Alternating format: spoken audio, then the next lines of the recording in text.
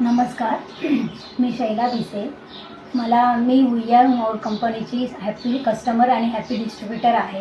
मला माझा शर्करादी ह्या टॅब्लेटबद्दल स्वतःचा फीडबॅक द्यायचा आहे. साधारण आता 15 दिवसापूर्वी मी गोळी चालू केली.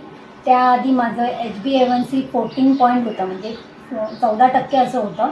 आणि नंतर मग मी ही गोळी चालू केल्याच्यानंतर मला शुगर इतकी हाय असल्याकारणाने 450 शुगर होती. डॉक्टरांनी मला ती साधारण इन्सुलिन 3 टाईम केलं होतं. सकाळी 15, दुपारी 10, रात्री 15 असं 3 टाईम होतं. त्यानंतर मग मी काय केलं, ही शुगरची जी गोळी आहे ही टॅब्लेट मी घ्यायला सुरुवात केली. अगदी 1-2 दिवसापूर्वी सुरू केली. त्यानंतर आता 15 दिवसानंतर जेव्हा मी पुन्हा डॉक्टरांना भेटले, मला जरा चक्कर येत होती.